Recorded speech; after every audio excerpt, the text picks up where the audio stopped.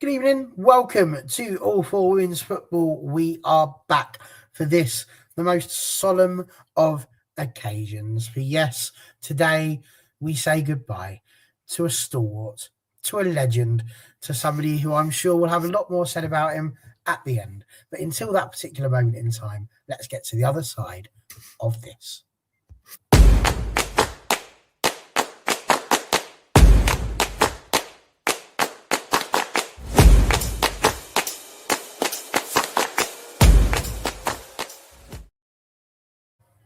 Hello, how are we all? I hope everything is good with you guys. We know it's not completely good because already Paul Sipway has mentioned that there's no Chelsea player in the thumbnail. Reserve judgment on why that might be. The honest answer is that while searching for Arsenal and Chelsea images, I just really liked one of Beth Mead looking all majestic. And so I picked that picture. I didn't even think about whether or not Chelsea are on there. It's not like you don't get enough exposure as a football club, is it? So onwards. Listen, there's lots to look forward to today. There's going to be a lot of Chelsea whinging, I feel, coming up. And fair play to you all if that's what you want to do. Already, look, bless him, he's already in here. Oh, Beth Mead goal corrupts, Chelsea robs, foul on Sam Kerr, all going on. Never mind. We have got a double-edged sword this evening. That is the plan.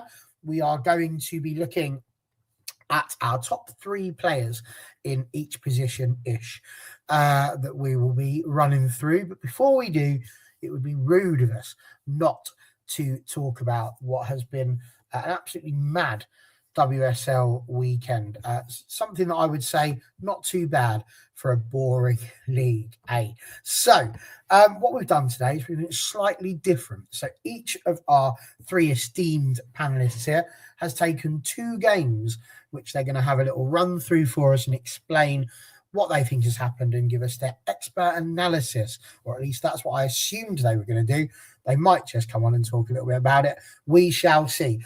So we shall kick off with, it might take a show of hands because I can't quite remember who said had this one. I think it might be Liberty though, which was City against City. That's Manchester City against London City Lionesses. And it was a bit of a tight one in the end, as far as the scoreline goes, with City winning 2-1. But yes, I thought that would be a good place to start, seeing as how they have now extended their lead at the top of the WSL. So talk to us a little bit about that one. City against London City, Liberty. Welcome. Hello. Lovely to have you with us. Hello. I hope we're not doing normal introductions, so I'm just going to say hope you're all well and had a nice introduce it as we go around on this one. Okay. I've gone a little bit different.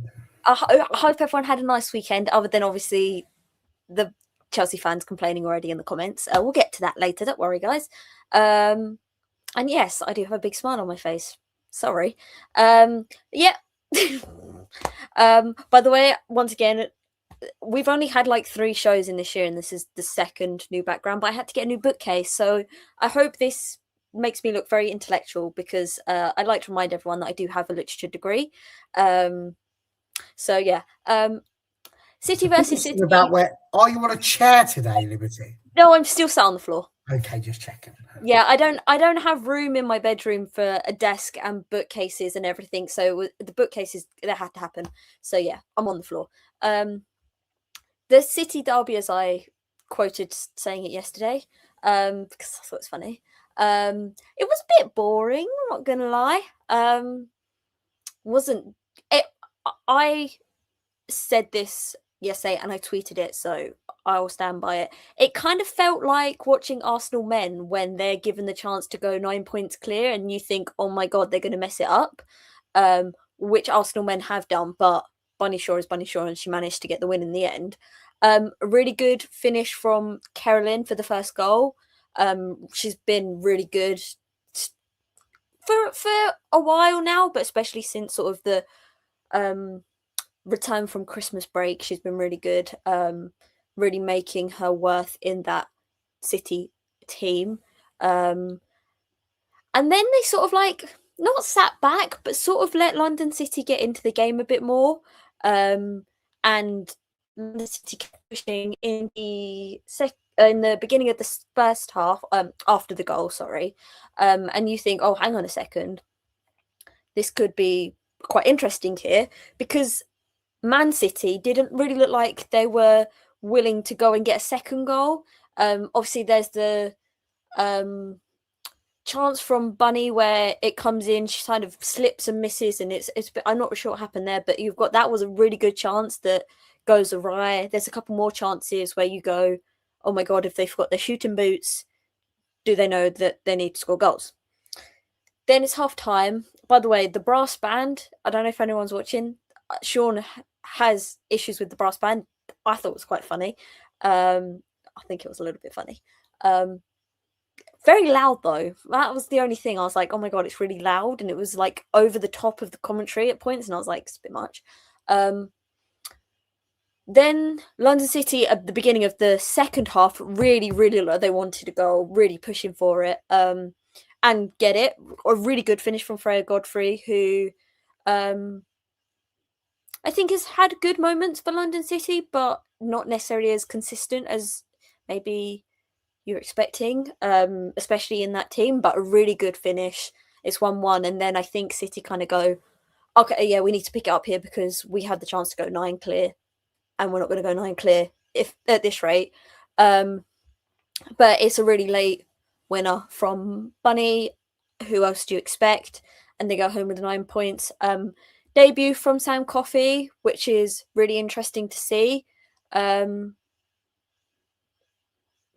Because there was talk about her fitness. Obviously, she's had a bit of an extended break because her season would have finished midway through November with Portland Thorns when they were knocked out of the playoffs. Playoffs? I don't really know what they call it in the NWSL. The fight for the championship. There we go. So she had a really extended break, but it was really interesting to see her get some minutes, especially with what the likes of Chelsea next weekend for City, and also going into having Arsenal the weekend after that. So really interesting that she got her debut here in a game that they at points, I thought it was going to end 1-1, but then they get the goal.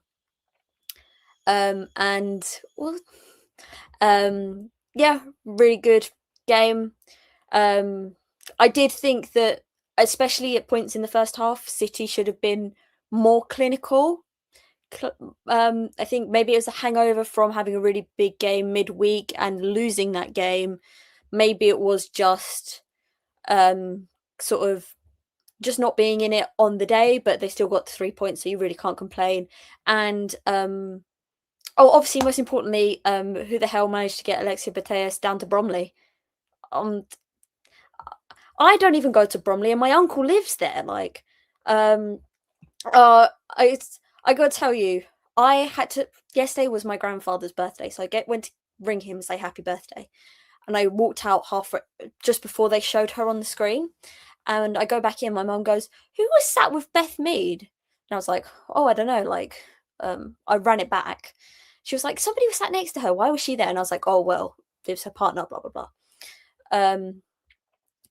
And then I go, "Oh, that's Mariona. She plays for Arsenal."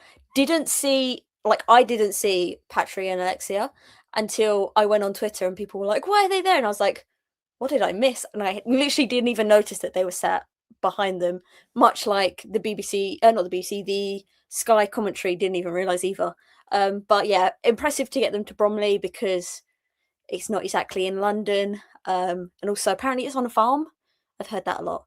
Yes, Annalisa Thompson and Ellie Carpenter. Obviously, Ellie's wife literally plays for London City, so it's not really that surprising, but interesting that she managed to get Alyssa Thompson to come with her. But yeah, star-studded event, decent game. City should have done more. Maybe they could have got a couple more goals, but they're 9 points clear, so you can't really complain anymore. Than that, they did the job on the night, well, midday. But yeah, I am finished. Okay, no problems at all. And again, like we say, really, really big result there for City. They are currently 9 points clear at the top of the WSL. Right, let's just rip the plaster off, shall we, Freya? Because we have a result that you need to talk about. Do I? Yeah, because that was one you didn't actually. I forced this one on you. Maybe, yeah. But there we go. Mainly because I assumed that you would have watched it. But Manchester United against Aston Villa. I mean, it was even Steven really for the vast majority of the game in terms of the scoreline. Obviously, Villa absolutely all over United for the most part of it, but some substitutions from Mark Skinner, and before you know it, Manchester United really getting the result that they would have needed with bearing in mind everything that happened above them. Yeah, and hey, good substitutions. Who'd have thought it? But yeah, I think it was one of those games where if you look at it, if I take my Villa hat off, United should be winning that game. Like, just to be where they want to be, the players they've got, like, they should be winning. So the fact that they didn't surprise me. It was the annoying end part where it just ran away from Villa and United just kept on bloody scoring. How annoying is that? But yeah, you're absolutely right. It was, I think, the first 70 minutes, was it? Yeah, 71 to Ireland. I genuinely thought Villa came out and gave it what they could, which was fantastic because, I've often whinged before about Villa don't take their chances, and, Couture said that Villa are a good team. Yeah, they're a good team, but you look at that bench, it's fantastic they've got youth players on it, but they are academy players compared to who United have got on the bench. So it's just, there's still a gap there in terms of quality. So I'm just being realistic here when we look at the teams. So yeah, really, really proud of Villa, especially going behind, because Ziggy Otiolma's goal from a corner was absolutely spectacular, wasn't it? And I think most, some teams could go, oh God, if that's what we're up against, heads drop.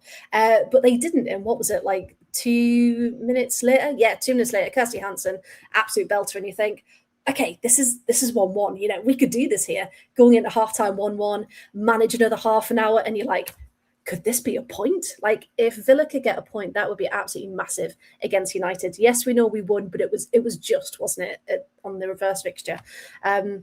And I genuinely thought we could take it further than we did. But yeah, I think as soon as that goal went in from Turland, and then Jess Part a couple of minutes later, and then it was Lundqvist. Shout out to her getting her first goal, of course, for United. But yeah, you just think as soon as the team's got that momentum and the substitutes are coming on and making an impact, and then everything seemed to click for United in those last 15, 20 minutes. And I've seen loads of people say, they played 70 minutes one way, wasn't really working. The players kind of changed it themselves and just came on and give it that bit of oomph. So yeah, for the first 70 minutes, very, very proud. But yeah, when you look at our subs compared to United's, that's the difference in these games. Who can see out a game? What depth have you got to bring on? So yeah, not the result we wanted. 4-1 seems really unfair for the first part. But you know what? Fair play to United because those goals were very, very good. Okay. No, I think I tend to agree with what you said there, Sipaway, saying I must be smiling. I was in the end. It was quite funny actually because the world knows hopefully by now that on a Sunday I'm away with Stevenage working with them, and so I didn't really see too much what was going on. All I could see was my phone was just buzzing all the time with people whinging and why are United playing so rubbish? Why aren't we playing to the strengths of Leah Schiller? All of that jazz. So I looked at the score. And at the time I looked, it was around about the 75th minute. I didn't realise that. So I'd just seen all those messages, looked at it, so we were winning 3-1. And I'm like, hello, what's the problem here? And they were like, yeah, it's been a really bad 70 minutes before then. So there we go. But a really, really important result, I think, for United. Siôn, we will come over to you now before we look at the other three games and of course the big one up the top that caused all of that kerfuffle. But Brighton, you've claimed this season to have been a proud mid-table side, and you are absolutely right there, sitting in sixth place just above Aston Villa. You're welcome. And a 1-0 win for your good selves on the Friday evening game? So 2 things on this. 1, talk to us a bit about the game, but 2, what do you think about a bit of Friday night football for the Lady Ballers? I think if we're looking for like a Lady Ballers is a very odd thing to say, I have to admit. If we're looking at like a slot, and we know there's no ideal slot, right, for the WSL fixtures and whatnot, but I do think Friday night is something that should be used a lot more, especially I think if we put like Manchester derbies, any London derbies on a Friday night, I think it is a better look, not too far to travel, more people watching. So I would utilise that Friday night slot more, not for when Brighton have to travel to Everton. Long way, obviously. Wasn't a great game. I'll be honest. A lot of midfield things, and then teams getting into the final third and nothing being done. I think you could tell that Everton were really missing a focal point up front, like Kelly Gago, who is still not there. But Brighton capitalised on a defensive error. Cankovic gets it in, and it's a win. We hold on, but Brighton could have scored more. Everton could have scored quite easily, but overall, quite a really good away win for Brighton because, we're up and down like any mid-table team. We have our good days and bad days. Felt like we haven't had a good day for a little while, but now we've got a nice-ish run of games coming up. We could make some ground on the teams above us, so really happy with that. And we mentioned Cankovic there, and especially in the absence of Frank Herbie, who I hope comes back, fingers crossed. I think it's important for someone like Cankovic, an older head, to sort of take that mantle, take that leadership role on. And I thought she did that really well on Friday night. Everton got booed off, and there were chants of Brian out at the end of it. And with the other results that we'll get into shortly, I don't know if he sees out the season. I think we're getting into a stage now where I'm running out of excuses for him because we do like him. He's a lovely bloke. Does a lot of things right. I do think he's a good manager, but I think we're getting into a stage now with the results that have happened this weekend where I think Everton might be dangerously sleepwalking into some real trouble. So really not good for Everton, but very happy with the Brighton win. As I feel you should be, Siôn. As I feel you should be. And I'm pleased. I'm pleased that you've had the opportunity to come on this, your final show, and talk about a Brighton win. That is a fitting way for it to end. So congratulations on that one. Right, let's go over to Liberty again for what was arguably the match of the weekend. I watched it, was very much looking forward to seeing it. Did not, I think, really expect it to end the way it did. I'll be honest, on my predictions, I had Chelsea to win 2-1. Thought it was going to be a tight game, but fair play. Arsenal showing all of the things against Chelsea that they, to be fair, didn't really show against Manchester United in midweek. Yeah. I think if you were ever going to have a big derby like that after like a good performance but a disappointing performance midweek, this is exactly what you want. This sort of like recipe for success as such, because you have Arsenal sort of feeling not sorry for themselves, just like probably a bit mad, like a bit disappointed in themselves. They were decent midweek. It was a decent performance, but they couldn't put the ball in the back of the net. Like everything else was like really good, but can't put the ball in the back of the net and give United the chance to do it, and they do it. Like, especially when United have such a good goalkeeper and a really solid back line. Like it's hard. So to then go away to a place where you have have never won physically, but haven't won that fixture in 8 years. So obviously 8 years since they last won away at Chelsea, but the first time they ever won at Stamford Bridge, because obviously that game 8 years ago was at Kingsmeadow. Just a minute there. That, yeah, it's sort of like kind of perfect. Chelsea don't help Arsenal in any sense. I'm not going to be the one to be like this, that, and the other tactically, because many people have already done that. You can find those elsewhere.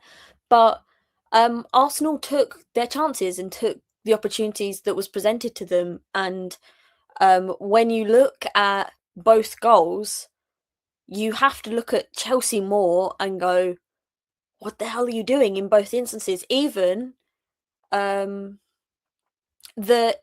obviously leaving Mariona Caldente in that much room is a recipe for disaster.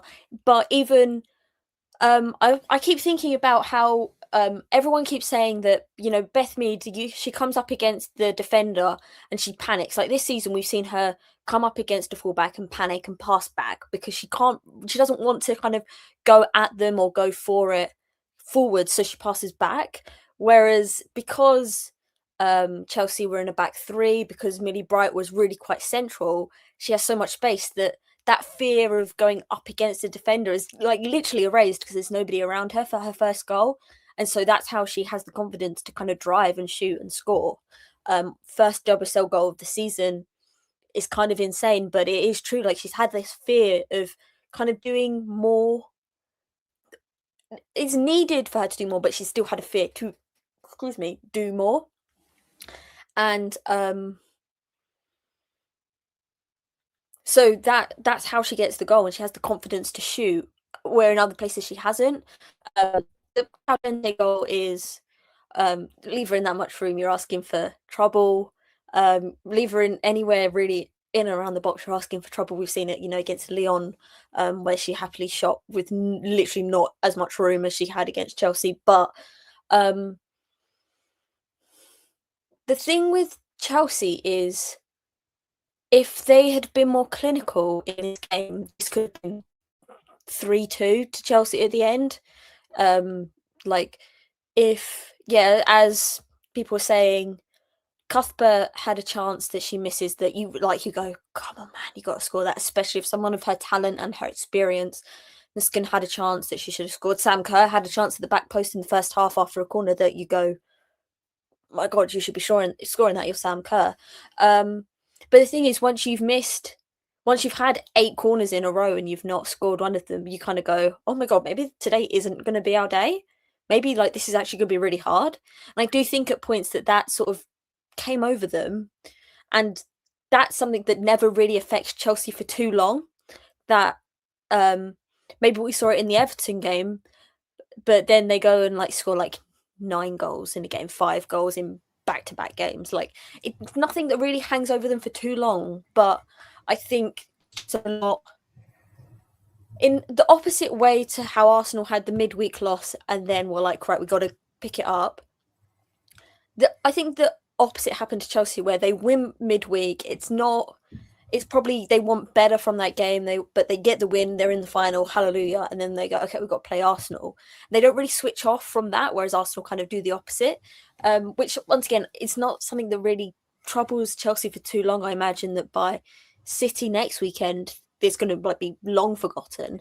But yeah, I think they just got to take their got to go back to scoring, basically. They had that spell where they were struggling for goals and they got over it and they scored 9, 5, 5, 6 at one point against somebody in the Champions League. Can't remember off the top of my head, but we've seen them have the ability to score goals. They just need to like snap out of it.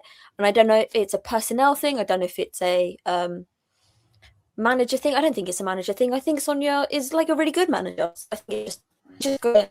So the thing that clicked before Christmas, and then the Palace game and the other team that they scored 5 against, I can't remember off the top of my head. Basically, that needs to click again now, which I think is going to happen is Chelsea. And I think it would be really interesting if Arsenal get past Leuven in the next Champions League games. They play Chelsea home and away, and I'm really interested to see what that looks like, because the Emirates game, obviously we have that spell where Arsenal should have won that game, but the goals get ruled out for various reasons, but they were really intense and should have won.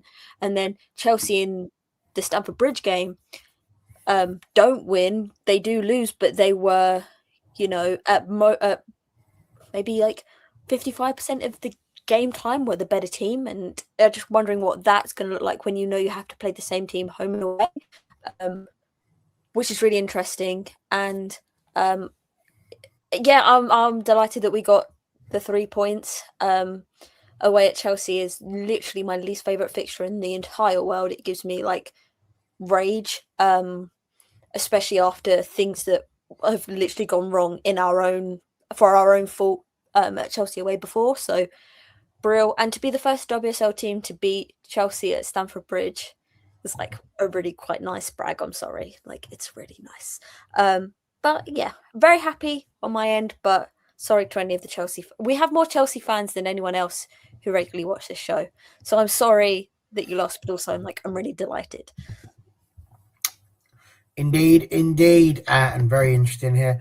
We're going to beat Arsenal because Renee showed a hand at Stamford Bridge. Should have saved it for the Champions League quarter final. And there we go. Maybe that is the case. Maybe it is not. But I'm with Sipaway on this one because we'd all said it. Well, I say we all said it. I said in one of the previous shows that it was between City and Chelsea for the title, between Arsenal, United and Spurs for third place. But all of a sudden, that result has absolutely opened up the race for second spot. It does look like City are going to, dare I use the word, stroll towards the WSL Championship here, but you just never know. And Chelsea, Arsenal and Manchester United are just within 2 points there. So it is a very, very tight position indeed. But Spurs, who could have capitalised also on Chelsea's misfortune, didn't, Freya. And instead, it was little old Liverpool at the bottom of the league, just pulling out an unbelievable result, really. Yeah, I mean, going into this one, we all kind of said, Spurs, they're in a really good bit of form at the minute. Martin Hall's doing really good things, have signed really well. But so have Liverpool, so how are they going to do it? So, yeah, going into it, I think I was kind of under the impression that Liverpool would try, but it would be Spurs to ultimately come out with the points. And for the majority of the game, it looked like it was going to stay 0-0. I was surprised Liverpool, the amount of chances they had. So this is the best they've looked all season. They were attacking, they were driven. Schillag made a fantastic first impression. She came close to scoring a few times. Kerry Holland hit the bar, I think, hit the crossbar, sorry. And you just think, was it just going to be another one of those days where it came closer and closer and closer and then just nothing? I think Spurs had their first real attempt about 50 minutes, maybe. I think that was Gopset's. Liza Kopp, just incredible, by the way, dressed like a can of Iron Brew and saved everything. Saved everything that Liverpool threw at her. Because I think, what was it, like 18 shots they had? Let me just check that. Liverpool, 18 shots, 5 on target, whereas Spurs only had 5. So yeah, Liverpool were dominating throughout, and you just think, was it not going to go in? Even at the 90th minute, and it was getting more intense. And then finally, the 4th minute of stoppage time, the first goal goes in, and the camera pans to Gareth Taylor, and he's just like, oh, finally.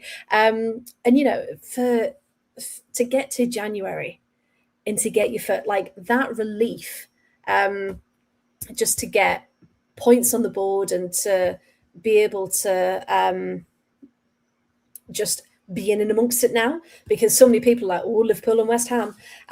But yeah, to get that win under your belt, that's got to do wonders for confidence. And, they've had so much happen on and off the field, especially recently as well with everything going on. And you just think that's what those players have needed, the ones that have, kept their heads down, kept going. And you could just see on their faces how relieved they were. Unfortunately, it did go down as a Kogo own goal and not to Mia Enderby. But a minute later, Mia Enderby does get her just desserts. Unfortunately, it was due to a defensive slip. I think it was Suominen, just gets her studs wrong. It was a bit of a slippy pitch. And you could just see her face like, oh no, because there's no one behind her. Straight from the whistle, straight from the kick back in the centre. And yeah, Mia Enderby takes her opportunity straight in. And you just think, yeah, that's the magic spark we've been missing in these, some of these boring games that have been going on forever. That's kind of made you believe in the league again a little bit, which I know sounds a bit dramatic, but yeah, it was exactly what they needed. And I know people talk about Denise O'Sullivan there. What straight away you can see the impact she's made as well for her leadership and experience. So yeah, really, really happy for Liverpool. And I'm sure we'll talk about what that means for the table in a bit. But yeah, incredibly exciting at the bottom of the table now. Well, not just in a bit, Freya, immediately, because that was absolutely mad. Liverpool getting a win puts them on 7 points. Obviously, with Everton being bested by Brighton on the Friday evening, that put them within a point of them. But it also meant they were above West Ham, who were sat there on 5 little points.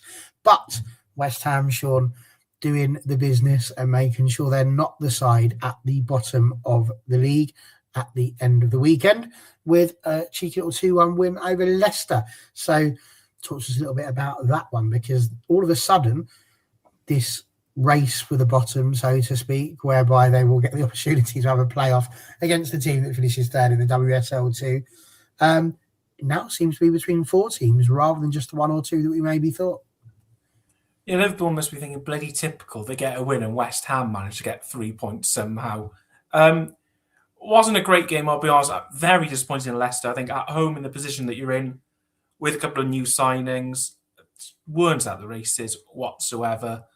No oomph, no energy, no real confidence by the looks of it. As it just they walked their way into a loss like this. But if you look at the goals of the weekend, West Ham scored both.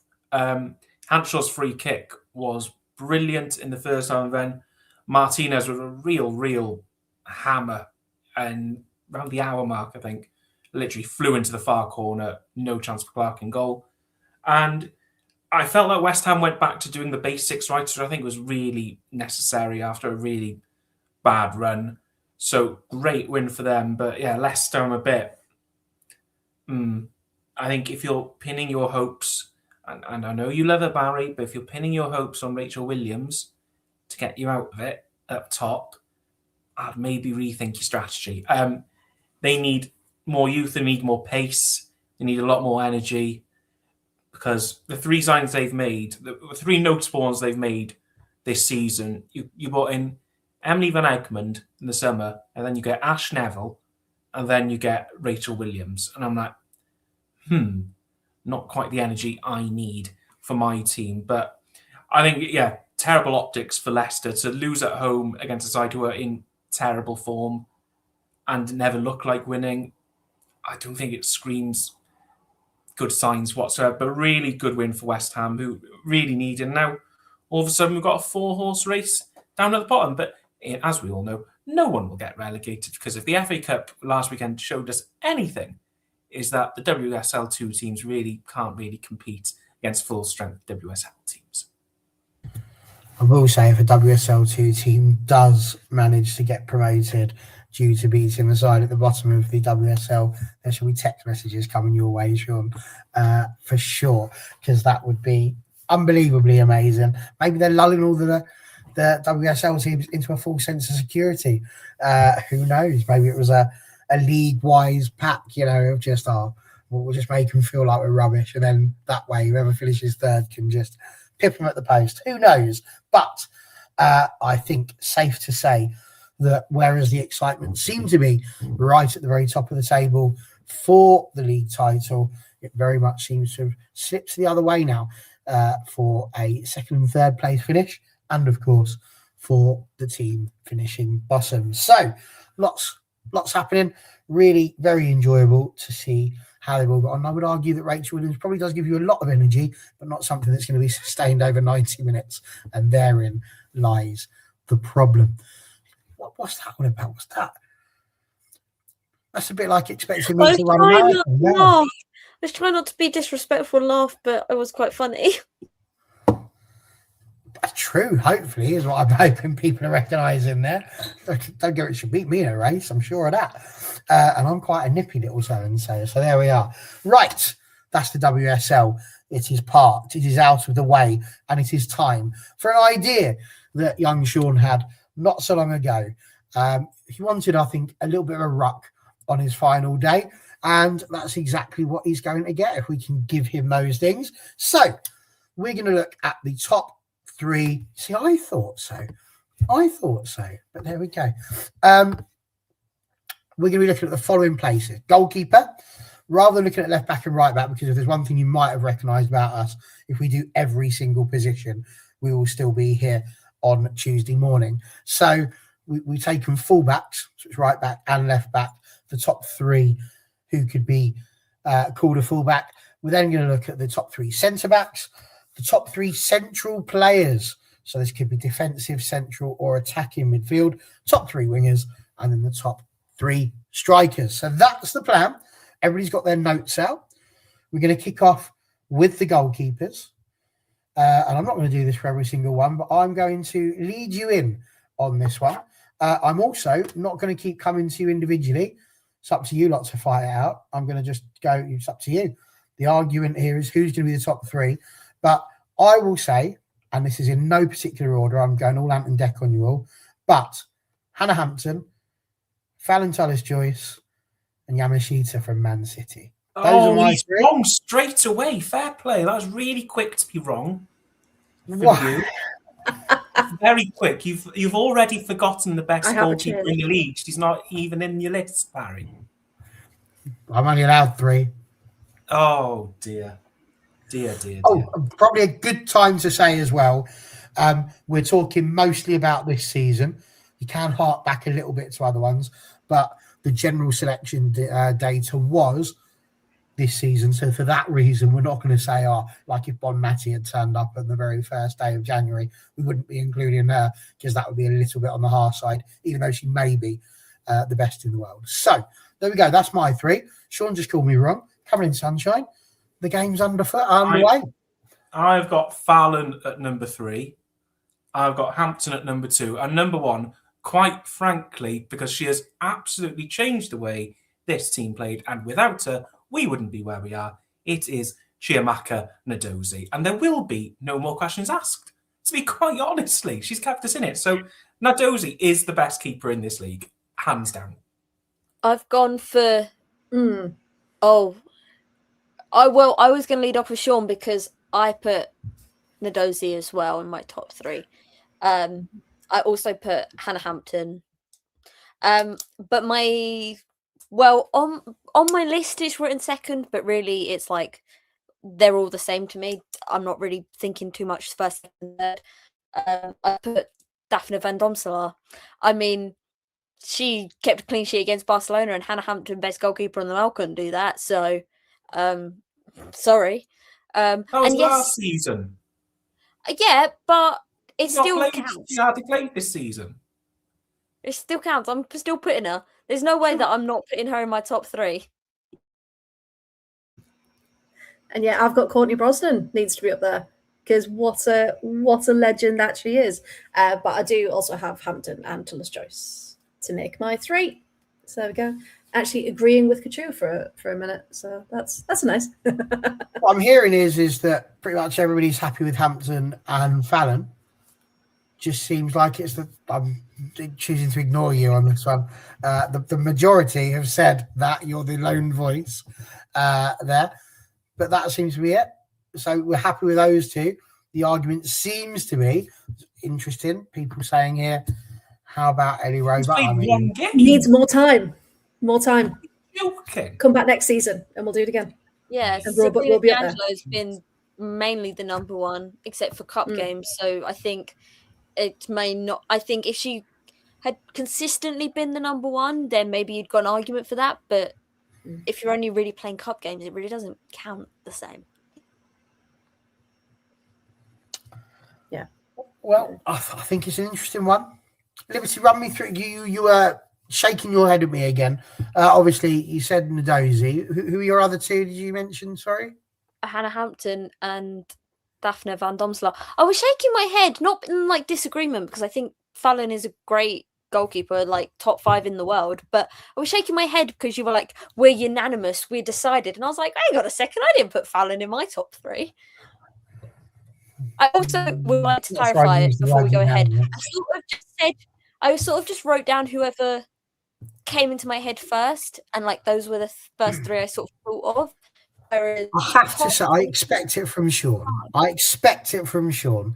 But I am surprised that you've picked Nadozi over Callum Tallis-Joyce. Right, Barry, can we go through this, please, Barry? I need liberty to explain why, as a fair and reasoned person. Because, like, no offense, Sean, no offense, but like, if you look at the difference between the United backline and the Brighton backline, like, I think that Nadozi is probably doing more work than Fallon, like, to actually keep Brighton in games. Whereas, like, the front line in front of Fallon, brilliant goalkeeper, can't stress it enough, brilliant goalkeeper, but she's not doing as much work because the defenders in front of her are already at such a high standard because you're Man United and you've got them. Whereas Brighton, good defenders, but not the same level as United. Whereas Nadozi's being called into action way more than Fallon is. I think about specifically the Arsenal game at the Emirates.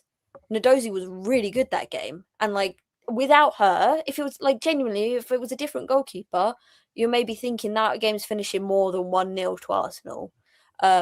Because she has like genuinely like revolutionized, maybe really, really harsh and like a bit much, but like she has really changed Brighton in defence and their defending. Like Brighton last season, the Emirates got pipped 5-0, and this season it was 1-0, and I do think she had a really big part to play in that. And I think she's like one of the best goalkeepers in the league, if not in the world. She's like brilliant. I don't necessarily think she gets the flowers she always deserves because she plays for Brighton and they're not spoken about as much as a Man United. And while we're at it, Barry, if we're just running through some stats, Nadozi, second most clean sheets in the league, second highest save percentage in the league, third most saves per 90 minutes in the league, most goals prevented in the league. And do you know who I don't see in any of the top threes here? Fallon Tallis-Joyce.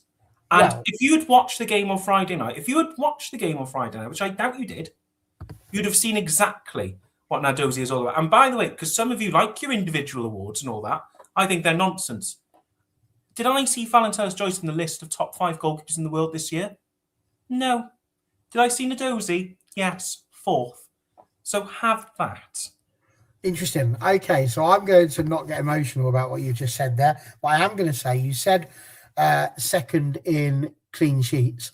I've got a slightly different one. I've got Kopp there with 5 clean sheets, Hannah Hampton with 5 clean sheets, and D'Angelo with 5 clean sheets. Then I've got Nadozi, Tallis-Joyce, and Yamashita. So on that one, I would argue, yes, you can see Fallon Tallis-Joyce. But what I will do is I will defer to Liberty insofar as in terms of save percentage, Nadozi's on 83% with Fallon Tallis-Joyce on about 73.8, which is quite a big one. I think Nadozi was around about 44 shots against, with Fallon about 31 on that one. So from what I can see, that's a reasonable point. So I asked a little bit of fairness. I'm still going to say Fallon Tallis-Joyce because that's my birthright. But I can't argue with those points there. Go on, your hand is up.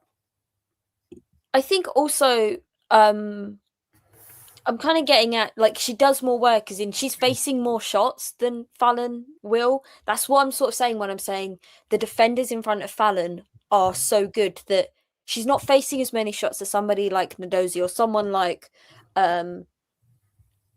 Kopp or any of those sort of like mid-table / lower goalkeepers, because if you're a top 4 team, your back line, if you get your first choice back line, basically you don't really need a goalkeeper because they're probably going to stop most of the chances coming through anyway because they are at such a high level. Whereas a Brighton, maybe they have 2 out of 3 of their defenders are sensational, but it's not the same as having a whole back 4 of sensational. And so Fallon or Hampton or Daphne Van Domselaar or Yamashita are probably on average facing less shots compared to Nadozi, Kopp, Leipzig, that's the other one I was trying to think of when I was looking over there. I could not think of her name, but I could see her face. Sorry. They're probably facing more shots than them. So, in my eyes, Nadozi is better than someone like Fallon because she's being forced into more work, aka having to make more saves because it's not just being like stopped by the back line. And I think that's sort of like where I was thinking for my third choice. That's where I was thinking like who is actually keeping their team in games more than the other. Obviously, there is individual games where like Fallon or any of these goalkeepers are better than the others, but I think it's across that I'm thinking who's doing more to keep their team in games or even winning them games than others. Does that make sense? I don't really think that makes sense. Listen, it's reasonable. You look at the save percentage. I could Freya her flowers as well on this one because Courtney Brosnan is ever so slightly above Fallon Tullis Joyce there as well with 75.6 and Daphne 78.1%. Daphne, because obviously we're very, very close friends. First name terms indeed there. So there we go. Listen, I think it's reasonable. I don't know that people are going to be shifting their views on that one. But what I will say is I'm 99.9% sure here we all said Hannah Hampton. So very interesting that she made it on everybody's list. A little bit of tribalism thrown in there as well, with some very good stats to back it up. So good stuff. And I think this I would say, Couture, is kind of where I am with it.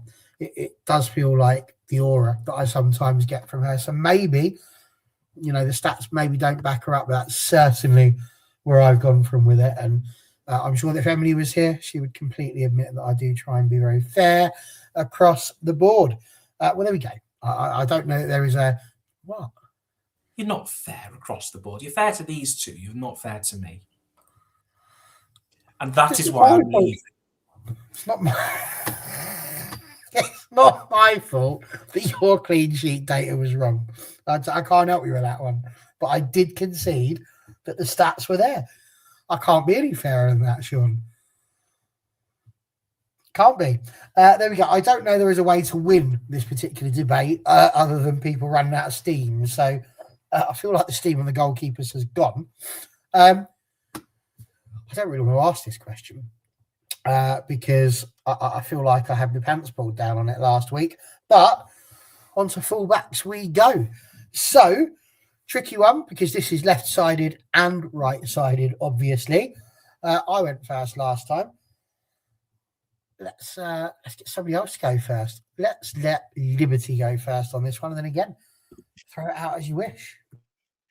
Okay, so this one I struggled with. I'm not gonna lie. I was going back and forth on a couple because I think quite a few of them are all at a very same high standard, and now I was like, oh, but who's gonna edge it in my list? Because 3, by the way, really hard for me to pick. Like a top 5 I can do, but 3 was really difficult.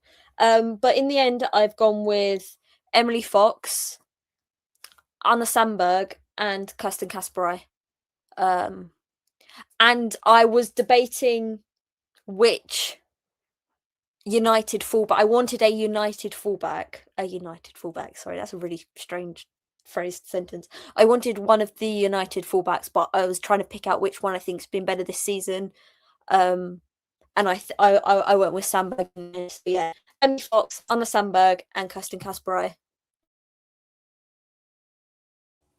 I was making this, and what I've come to realise, there are no good left backs in this league.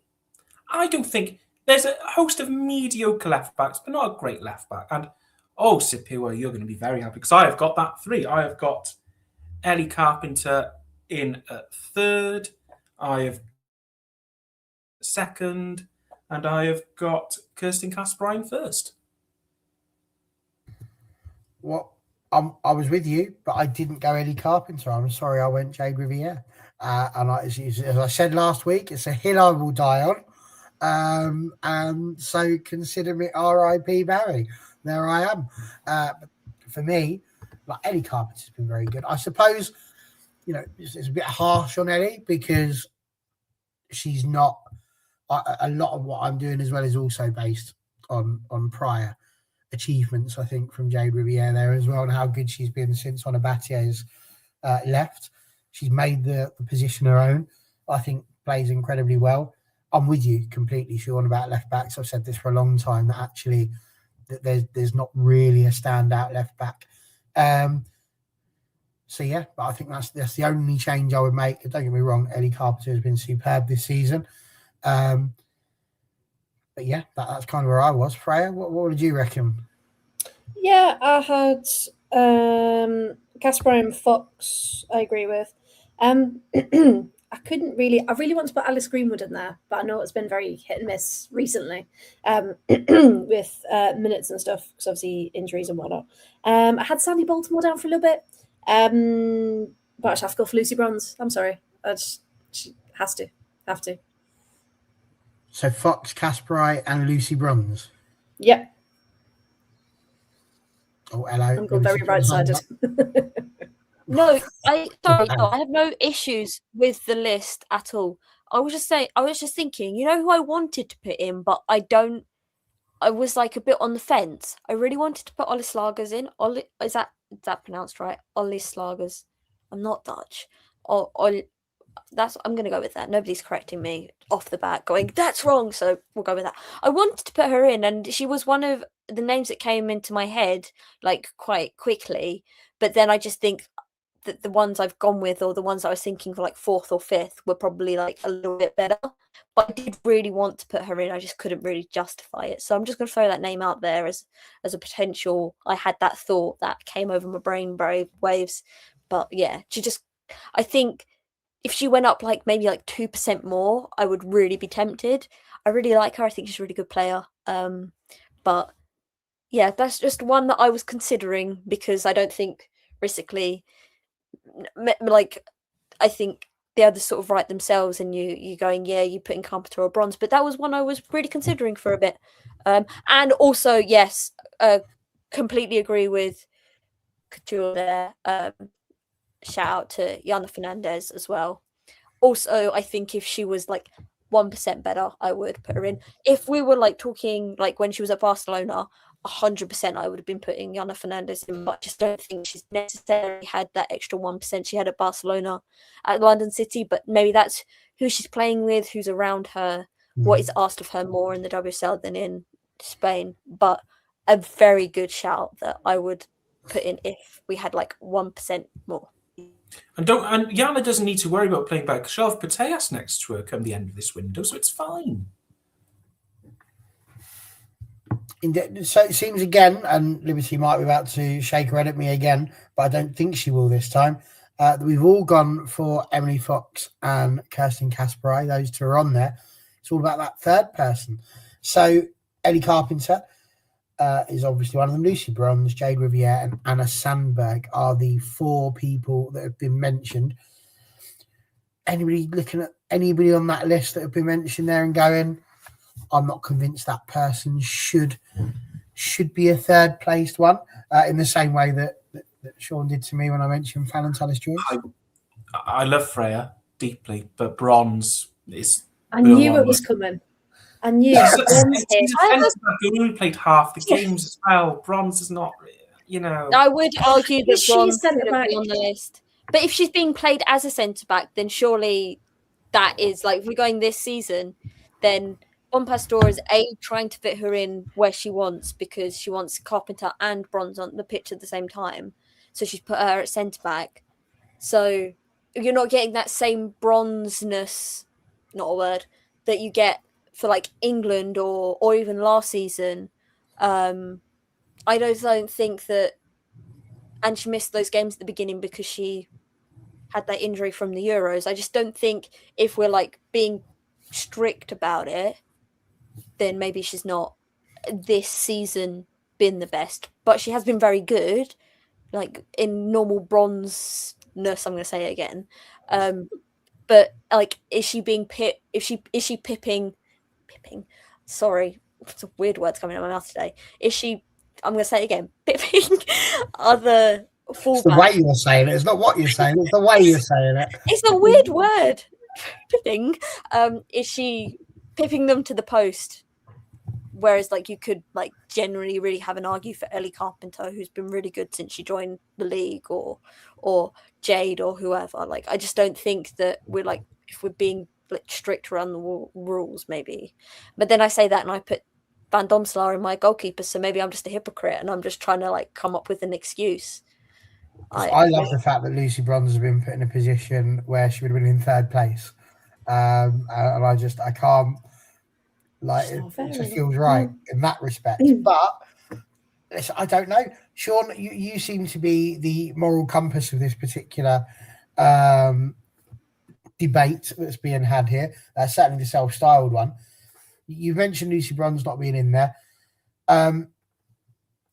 Liberty obviously went for Anna Sandberg as a left-back opportunity, and she's this season certainly has had, I think, a bit of a breakout season.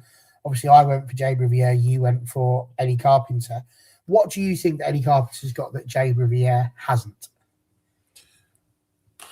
I think she's added a different dimension to Chelsea in this sort of three at the back. You've got the fact you've got Baltimore on one wing. I feel like as good as Lucy Bronze is, but I think the complement to Baltimore is having Carpenter. And I just think they're both so good and add so much to Chelsea. And I think she came into this and, you know, she was at Lyon. I think maybe some fans over in the WSL who haven't watched much of Lyon or whatever, think just know the name, but is she any good? But I do think she's shown she's quite good. And I think it goes to all three, including Sandberg and Riviere. Defensively, I think you can ask questions. I'm not going to pretend that Carpenter, from a defensive standpoint, is perfect. By no means she's perfect, but I think that's an argument. I don't think you get many good, proper defensive fullbacks these days either. Yeah. But if you're looking for what a modern fullback, what you want out of them, which is energy, high pressing, good deliveries into the box, etc., I don't think you can look past Carpenter. Fair enough. I mean, Connor's saying it has to be Sandberg, surely. I think Couture Criminal's saying exactly what I've said, which is that maybe Ellie is the better player. I don't know this season, but I think I am torn and probably encouraged a little bit more by the fact that Jade has been in there longer. So I feel like perhaps I've got a bigger bank of work to look at there from Jade, and hence that's maybe clouding. Maybe I'm not too good at this particular top three one with it being just the season, because I can't just discount things that have happened previously. But there we go. Connor telling you to fight for the Scandies, Liberty. Anything that's been said that makes you think that maybe it wasn't the best choice to put Anna Sandberg third, or would you still stand by that? I mean, I stand by my opinion like 90% of the time. Can't lie. Oh, sorry. I was reading the. That's about something different. I'll think about that after. Sorry, got distracted. Is right. I would happily put any either number 3 pick. Like, I'm not gonna argue against something that I'd happily put in. So I'm like quite content either way. I just think that Sandberg has had a really good season. I think the Arsenal game at Lee Sports Village, she was really good. I keep thinking of that one moment where she like spins on the ball in my head. Like, I just think for a player who was at a really decent level in Sweden, I just think she's gone up like 5% since joining United, and I think having her be the starting left back for United this season has done really well for her. But I don't think it's a thing of, sorry, I'm going to answer I don't think it's a thing of standout traits. I think as long as a person, like in a top 3 situation like this, as long as a person is like consistently really good and consistently at a really high level, you can argue for them in a top 3. Like, it's not that the person has to be scoring banger after banger after banger or slide tackling all over the place every single week. As long as they are performing at a really high level consistently across all competitions, then I think they easily have a shout in a sort of situation like this. And And I think that's what she's just consistently really good. I can't think of one game where I've like watched her or somebody, or I've watched her, or a United fan has gone, oh my god, Sandberg was like not great today. Like she wasn't herself. I just think she's been consistently really high level in how she's gone about her season, and for Yeah. that I just thought I want to put her in. But like the same, you can say the same about Carpenter. You can say the same about Riviere. I think they've all had a really consistent season, and that's why they're in a situation like this. You're right. Sandberg has stepped up this season. I would argue that maybe Olivia Smith was giving Sandberg a bit of the runaround in midweek, certainly for the first part of it. But yeah, listen, very, very good conversation about the fullbacks. Freya, I'm going to throw it over to you for our centre-back discussion. So this will be quite an interesting one. I've struggled a little bit with this, and with it now being this season only, it's clouding my thoughts. Freya, where would you go? Who are the top 3 centre-backs in the WSL for you? Or will they be right backs or left backs? Who knows? So my centre backs, Anna Patton, number 1. No one will convince me otherwise. I also I went quite Villa Central. Lucy Parker, when she's fit, is brilliant, and I don't care how many minutes she's had. Lucy Parker's on there. And my Leticia as well, just had to be up there because she's always solid, isn't she? So yeah, they're my 3. Very interesting. Got a few people jumping on this one. Siôn, for you, very intrigued to see where you go with this one. Yeah, I struggled with this one a lot because I don't think there's been any standouts particularly this season. I've gone Lynn Vilms at 3rd because I've been really impressed with how she's actually slotted into that centre-back role, and I think she has added a different element to Villa. I still think Natalie Bjorn is one of the best centre-backs in this league, and I have her 2nd, and I have Letitia 1st as well. So Letitia, Bjorn, and Vilms for me. Interesting. I have made Letitia. Obviously, I think she has been the standout. How can you do that with your head? You've just said May Letitia, number 1. I say May Letitia, you're like, oh, of course he does. Yeah, well, yeah, obviously. So even when I agree with you, you're not happy with me. Jesus, No, this is why I'm how it works. This is outrageous. But I was really struggling with the rest. I'm tempted to put a shout out for Lotte Wubben-Moy, and I'm intrigued what Liberty thinks of this.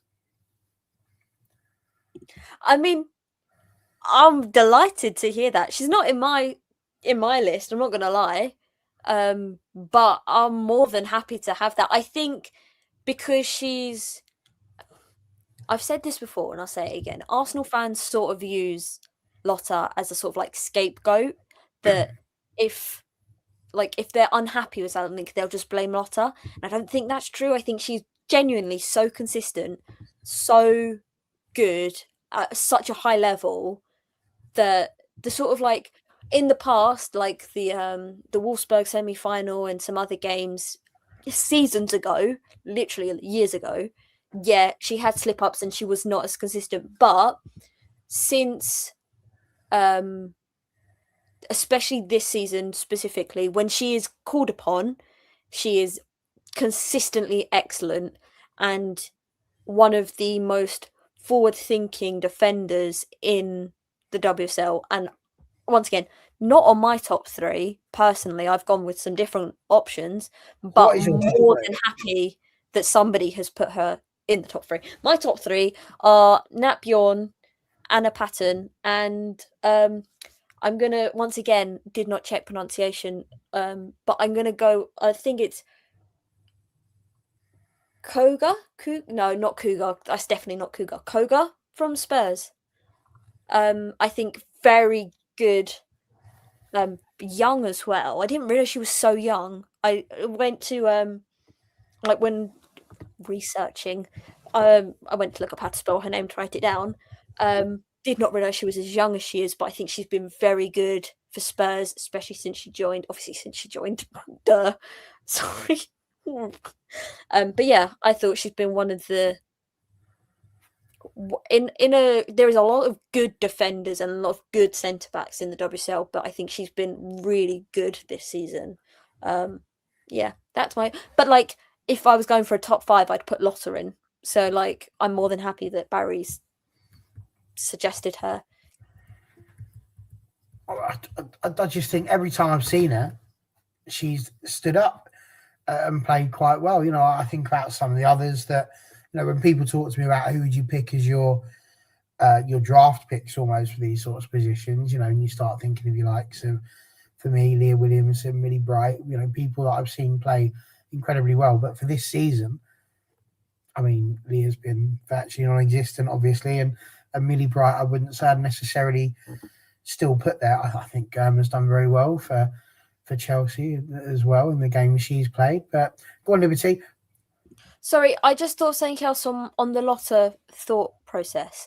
A couple seasons ago, if Lotta was coming up against a Sam Kerr or one of those, or a Bunny Shaw, or like a really excellent striker who's like strong and stuff, that she'd be scared or she'd be sort of intimidated by them. Whereas now she kind of stands her own.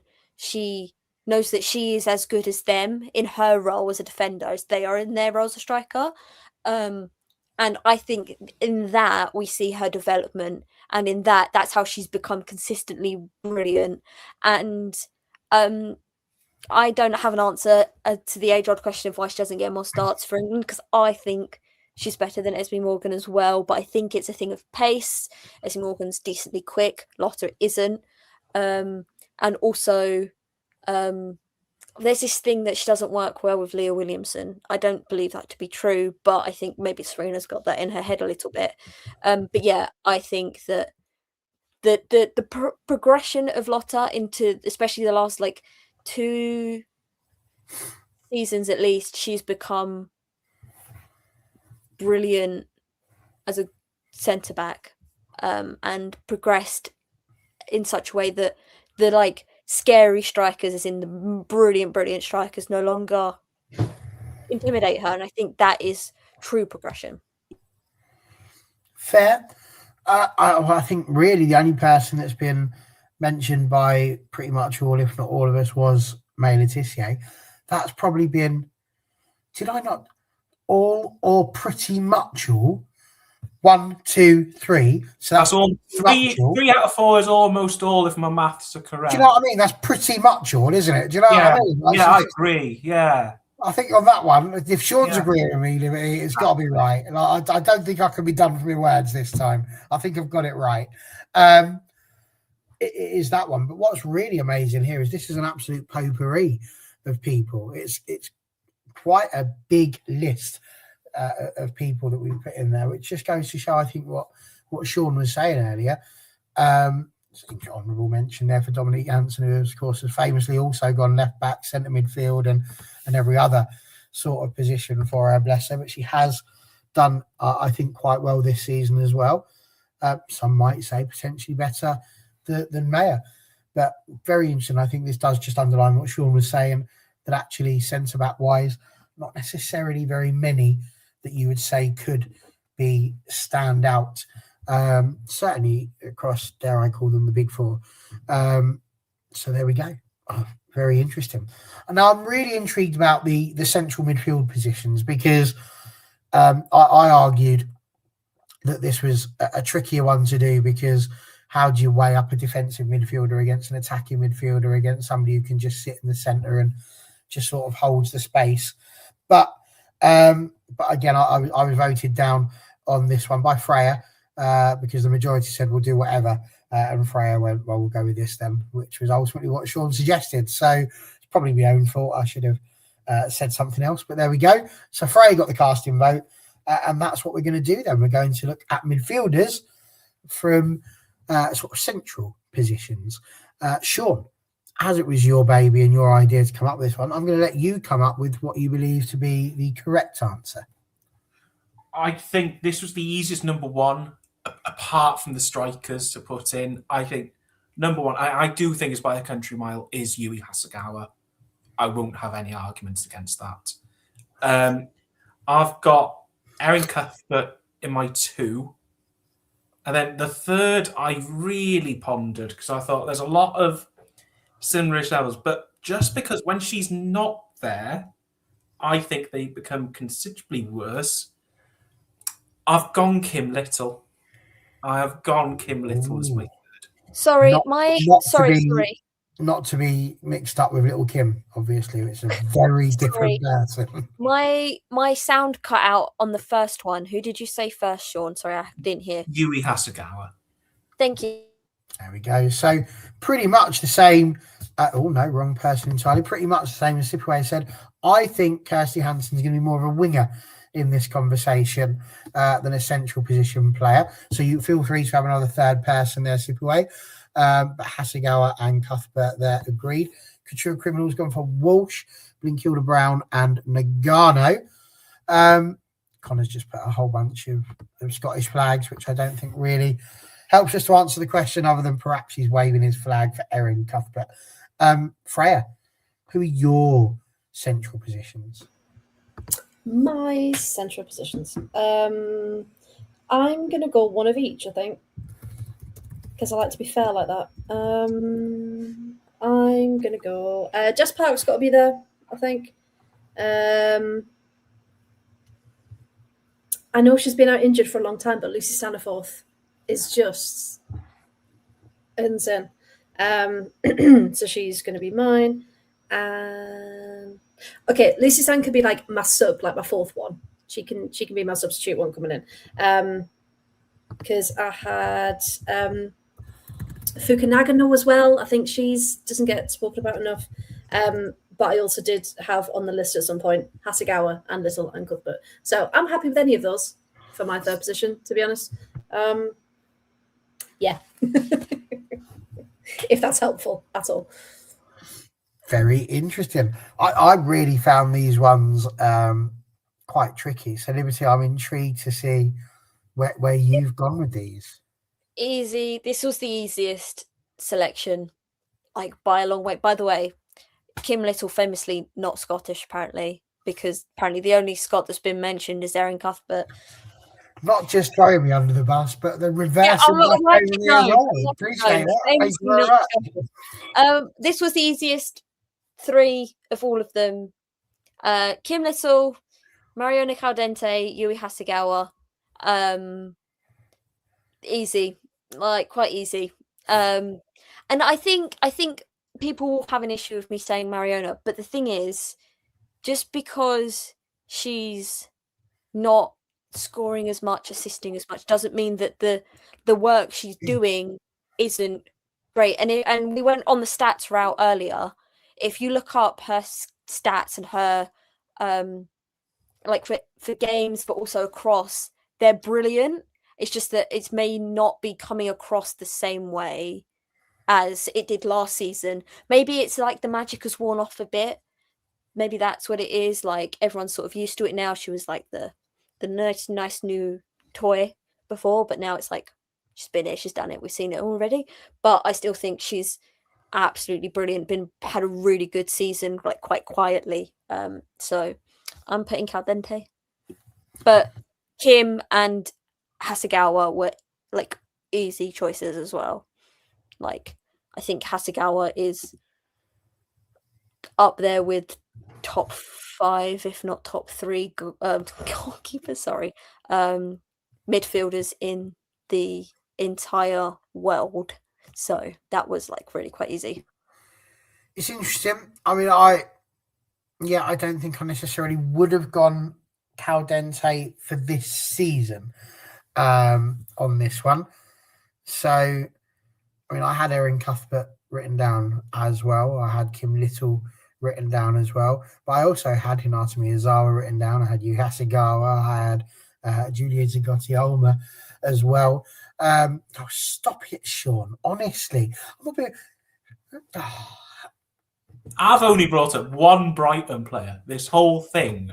And look at you. Freya is talking about the best 3 players in the WSL. Is a Man United player. Loads of Arsenal players. I've been reasonable here. I've been reasonable. So are you saying it'd be unreasonable? So you said that your rules were this season, and I would argue that both Miyazawa and Zagosioma have both been players who have, I think, revolutionised the Manchester United midfield. You know, I don't think that's the Manchester unfair United to say. midfield, but not the WSL as a whole. Don't look at, whoa, they're amazing. They look at, wow, they're good for United. Well, I mean, you say that. Would they This is play? a Chelsea fan putting Miyazawa in there. Do they get into the Arsenal midfield? Do they get into the City midfield? Do they get into the Chelsea midfield? I'm not too sure. Well, I think they've got more of a chance than perhaps you're saying there. But famously, there I hadn't actually finished my top three. They were just names that I'd written down because, as I said, I found this one really difficult. So I think you need very different strengths in terms of whether or not you're going to be an attacking midfielder or whether or not you're going to be a defensive midfielder. So I was looking really for players that I think have had the impact over the course of this season. So hence why I've got such an eclectic list. I find this one almost impossible to whittle down. And I said this was going to be the case. When we were in our group chat, when it's a winger, left or right, it's the same job effectively, just different foot and a different flank. So it's a bit easier. But for me, Erin Cuthbert, for example, Kim Little, they're doing very good jobs, but you're not going to judge them on their goal scoring attributes and things like that. They're doing a very different thing to say Ella Toon, potentially. So I think it's a very, very, very difficult one for me. So yeah, that's where I struggle with. But listen to what you said. I think Yui Hasegawa is, of course, a superb shout, and absolutely, I think it's fair that she gets on there. But I would also argue that if you're talking about impact throughout the season, that either Hinny or Julia Zagosioma would be one of my players. They just would be. It's not bias. I think it's just what I've seen, with my eyes, and that's all I can ever go with. But then equally, how do you push out an Erin Cuthbert, a Kim Little, these players that have been so incredibly good? And I think that's what's really hard about this one. For me, this is just the hardest one. Like I could keep on rambling, but I'm not going to get any closer to actually putting it down to three players because it's too difficult for me. So that's kind of where I am on that one. Connor's obviously saying Hasegawa has to be in the top three, and I think we're all pretty much agreed on that one. I can't see that being a drama at all. And thank you very much. Almost a great shout, sign of the season. See, I'm an unbiased person on this channel, Siôn, and I shan't hear anything more of it. So there we go. Right, we're going to move swiftly on to wingers, I think, on this one. And I think Liberty will let you kick off on this one. On wingers, okay, this one I actually really struggled with because I couldn't really think of honestly for any of them. I couldn't really feel like, yeah, I've got to put that person, that have to be there like other positions have. I really struggled. And I think people are still going to have an issue with my selections, but not really my issue. Somebody who's already been somebody who's already been said in the chat for a different position, but I put Hansen as a winger. I put Alyssa Thompson, and I put Liv Smith.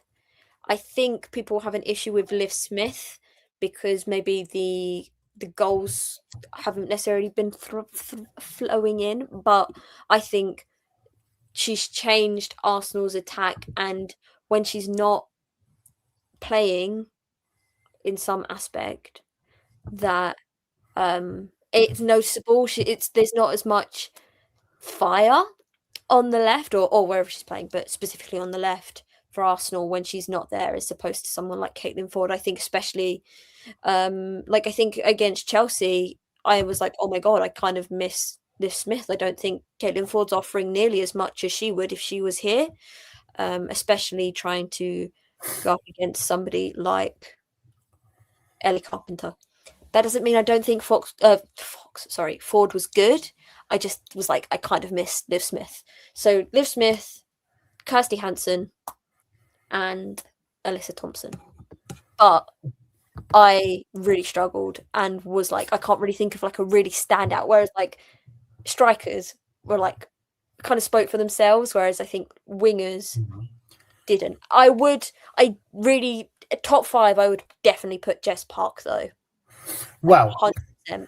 I was going to say I had written Jess Park down, but I didn't really want to say it in case it got done for nepotism again or something like that. But I didn't know where to put Jess Park because she's all over the bleeding pit. Sometimes she's in the middle, sometimes she's on the left, sometimes she's on the right. Hence why I put her there, because like you, I was struggling a bit. I did put Alyssa Thompson. I did put Kirsty Hansen. I think she's probably the number one for me in that position. I think she's been superb this season and indeed a lot of last. No shouts for Beth Mead as yet, which is very interesting. So intrigued to see what the other two have got.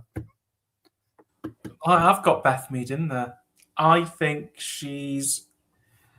I generally, coming into this season, I thought, okay, that's it for her. I can't see her getting back to her. But I've been proven so wrong, and I've said, fair play. I do think she's been brilliant. And yes, too many injuries, but Fagino has still played 10 games. And I still think she's been phenomenal. So Fagino is in my list. I do think we forget just how electric she can be. And when she is playing, you know she's playing and you know how good she is.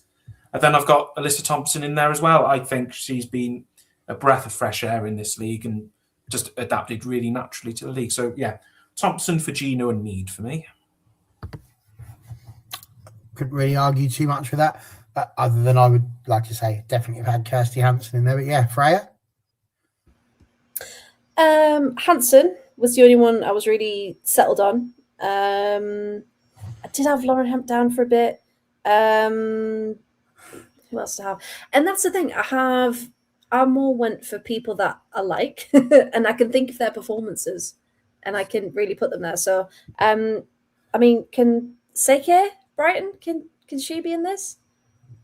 Yeah, I think she's really stood out for me this season, and it's a different name to put in there as well. So yeah, I think they're my 3. Little question for you there from Sip Away. Is Chastity Grant a winger or a fullback? Oh, she's at everything. We were just saying in the chat actually, because I was saying to everyone, I was like, is Lynn Vilms a right back or a centre back? Just to double check, because she is a centre back, but she has been pushed out on the right, so you can't technically list both. But yeah, we said if Chaz is back before Rach, maybe we'll put her even up top. So more of an attacking role. But for the Netherlands, she's more of a right wing back, so she's kind of played anywhere down that side, really. Anywhere down the wings, Chaz is good. So I know that's not helpful, but I would agree, almost unanimous, because I don't think Siôn said Kirsty Hansen. I didn't put her in, but I'd have no objection putting her in, to be honest, whatsoever. No, I tend to agree. And I wrote 4 names down, which was Kirsty Hansen, Jess Park, Alyssa Thompson and Beth Mead. And I was just struggling a little bit because I did think that Beth was almost like my honourable mention, I think, on that one. So very, very good. I'm going to assume, everyone, that when it comes to strikers, everybody has written at number 1, Bunny Shaw. Lucy's not. Oh, yeah, she's okay. Good. You were frozen for a minute there. I was like, she's not even nodding. She's just sat there, poker face, like Lady Gaga. Sorry, you all start going like slow mo, and then it's like, then quick, and then slow mo again. I got new Wi-Fi a couple of weeks ago. It's supposedly better than the old one, but so far is yet to prove itself as much. But Bunny Shaw was my first name down. It's happened a lot on here as well. Obviously, you've gone off and had the same problems. So I think maybe it's just an internet thing at the moment. Perhaps everybody just needs to put their devices down for a bit, but not just yet, because we are going to finish off with our strikers. So really the question is, who's the other 2? I think Russo is a clear number 2 as well for me. And then third, I think is a toss-up between a lot of players, but I've gone off for the fact that when she's not playing, You notice she's not playing, and I think this team are not great without her. I've gone for Tandberg at Tottenham as my third. Interesting. I've not gone for that, and I also haven't gone for Russo. I've gone for Beata Olsen at Liverpool, and sorry, I got something in my eye. And for the same reason as Tandberg, but I haven't put Tandberg. You notice if she's not playing for Everton, I've gone for Kelly Gargo. So I've gone Shaw, Olsen, and Gargo. Gargo. I'm intrigued at Mallard getting a couple in here. I mean, she wasn't even close to my list on that one, but fair play. Nice to see her getting the love from other people. Freya, who are your other two? Yeah, I thought about Olsen as well, because she's, again, when she first started, that was an immediate impact. I don't know. There's too many options, and I just, when you get like player blind, and I was just like, I can't even picture anyone apart from Bunny Shaw scoring goals. I mean, Miedemar maybe, in a prime kind of when she's on a rhythm. I mean, Carolyn's been doing well recently. I'm trying to think of non-City players. Vignola as well. She started off really well this season. I don't know. It's a tough one. Rachel Daly, you can tell when she's not on the squad as well. But again, she's got to be in the right rhythm and the right. So, yeah, I don't think apart from Bunny Shaw, there's one standout superstar striker where you think they can score at any moment, which I think was the hard bit for me. This is it. I mean, you talk a lot about, goalkeepers and how we said save percentages and these sorts of things and the amounts of shots they face were going to be very, very interesting and stats that you would use. And obviously, when you start looking at things such as goals, we know full well that Bunny Shaw is there with 13. Kirsty Hansen's got a lot, but we're putting her in as a winger. But then after that, you're looking at players that have got 5 goals, basically. And in itself, that is, for me, a really, really tricky one. I find it, like I say, incredibly difficult, personally, to come up with that. But Bunny Shaw obviously was my number one. I did put Viv ? Purely because she often seems to play behind, but actually she still got it. She's still got that ability to score a goal and do incredibly well. And I did also put Alessia Russo, purely because of the goals really that have been scored. I was torn between Leslie and Steele, purely because I'm judging by them on goals. And that's kind of where you need to be when you're looking at these players that have scored 5. You couldn't include just Park. Melvin Mallard obviously has done so. Olsen has done so as well for Liverpool. But yeah, interesting. Connor's saying you want to say Wangerheim here. He missed the beginning of the show where we said that no January signings because they had to have been playing pretty much all season, clearly. And also, isn't she a right winger now? Why would I be saying her for striker? Why she plays right wing now? Why? Also, I'd like it known that I just text Connor. I won't use the language that I used, but I called him a name that is not savoury. Even though we're after the watershed, I'm still not going to repeat it. There might be children around. It's not a swear word. It's just not nice. Sorry, I made it seem like it was like really bad. It's really not that bad, but I still not going to say it because I don't want to be offending anyone. But so she's a winger. She's obviously a not winger on now. list. She's right wing. She's starting right winger for Manchester United. Didn't realise she was a striker before. She's just such a good winger. Honestly, this is lucky that we did the round of WSL very quickly and moved on, because I would be having a rant about how Ellen's not a right winger and how she should not be playing right wing quite easily. So, shut up.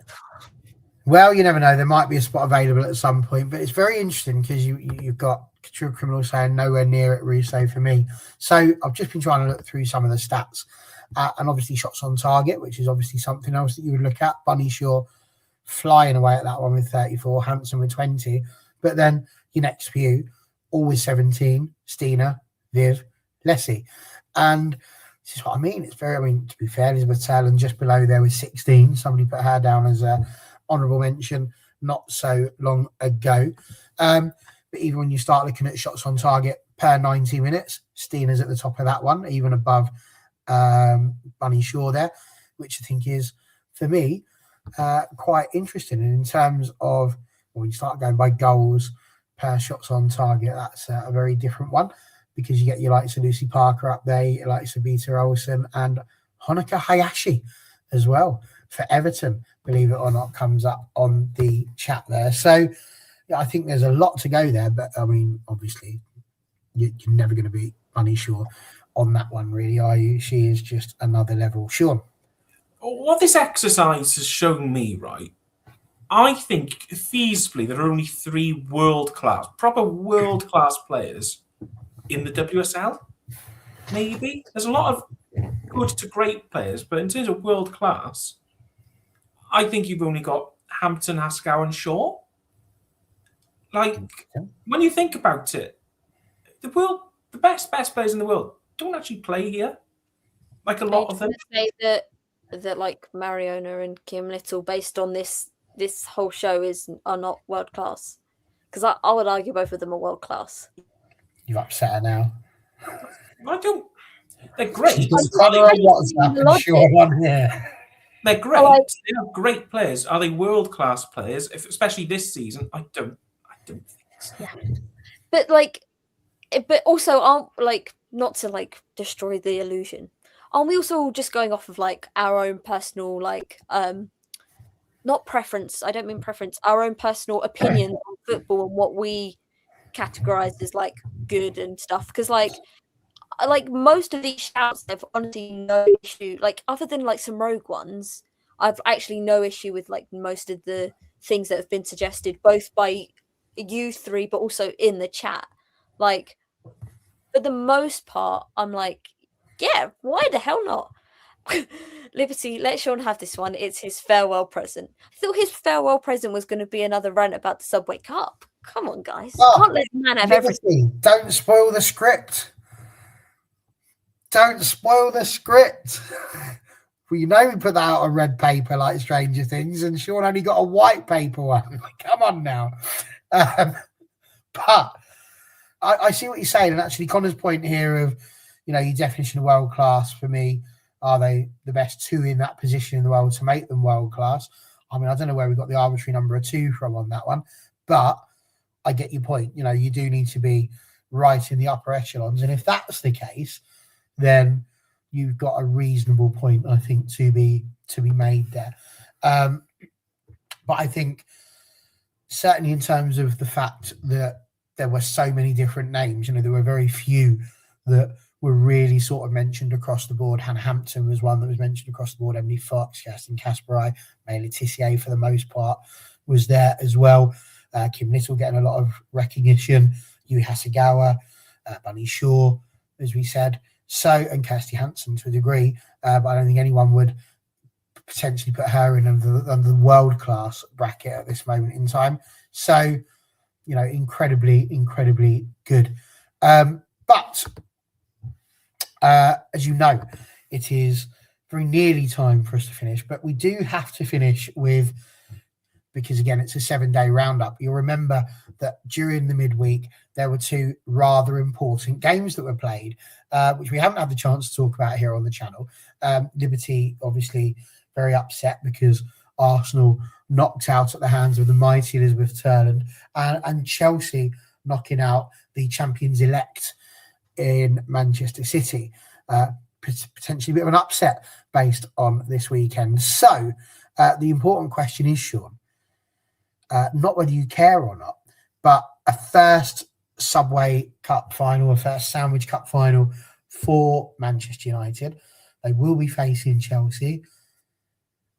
Can you, in your best and most professional voice ever, give us an idea as to how you think that's going to go? If it's anything like watching both semi-finals, this game I think I might prefer watching paint dry over watching this final. Because the semi-finals were dreadful. Dreadful. I have no doubt that this final will be dreadful. Thankfully, I will be working elsewhere on that Sunday, so I don't have to watch it. So I'll give you the answer of I couldn't care less, Barry. I hope you have a lovely day out in Bristol, because, to be fair, the good thing about United, and fair play to them, the good thing is, right, they're going to have an opportunity to play in it next year as well, because they won't make the Champions League. So there you go. So it's not going to be your only appearance. I'm sure you'll be in the final next year as well. But, yeah, it'll be a terrible game. Is that what you want? Listen, it was more than I thought I was going to get, because I thought you were just going to go, I couldn't care less. So we got more words, which was lovely. You got to that, but you went via B, C, and D, which was lovely. Another important question here. What's your favourite sandwich from Subway? It is a spicy Italian with peppers, crispy onions, melted cheese, and then the spicy chipotle sauce. And what type of bread? Hearty Italian. Okay. Very nice. Very nice. I think a lot of us will miss his hate for the competition for sure on that one. And yes, the league game might have been good between these teams, but this one was not. So there we go. The league game between Chelsea and United? What was it? What happened? I generally I can't remember. There's one, I believe, if my memory is serving me right, this was an Anna Sandberg banger. Oh, was this in the rain? On a Friday night? It might have been on a Friday night. I can't remember. I'm 43 years old, Sean. That was boring. I remember my name. That was boring. So, whatever. But there we go. Liberty, Freya, anything you want to add on the sandwich cup? I No. hope the final's better. Actually, I do have something to say, because apparently, according to Twitter, some United fans were a bit upset that I didn't say something about Rivier's 2 yellows against Arsenal, but I had something to go against Liv Smith. I thought Liv Smith deserved both yellow cards. There was this notion that suddenly I was saying she didn't deserve them. I said the first sentence of my tweet was, I think she deserved both of them. Had absolutely no issue with her being sent off. My tweet was about refereeing of black players being different to their white counterparts, as ever. But I'll just like it known to everyone. I had no issue with both yellows. She deserved to be sent off, especially the second yellow. Very silly. Don't be doing that. But I'll just like it known. Had no issue with the sending off. It was more of the nature of the rest of refereeing that was the issue. And also, I don't eat sandwiches, so I don't have a favourite sandwich from Subway, because I just don't like them. Sorry. I know. I'm not particularly fond of bread. I quite like. What do you have for school lunches? I used to have lunch. I didn't have sandwiches. I used to have like picky bits, like sausage rolls, cocktail sausages. It's posh for a 6-year-old to stroll in with their lunchbox with picky bits. But I'll tell you what, when you are being roasted by Connor for what you eat, something's gone wrong. I just don't like them. It's just not really my vibe. I don't really like them.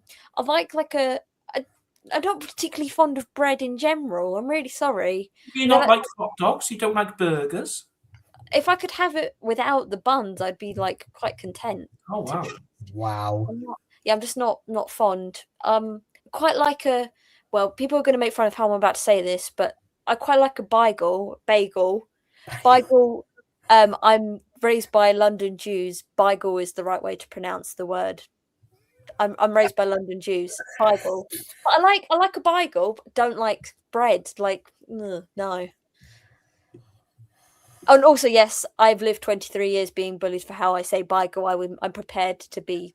Yeah, do you know what? I think you might well win the war of asking people how to pronounce people's names correctly.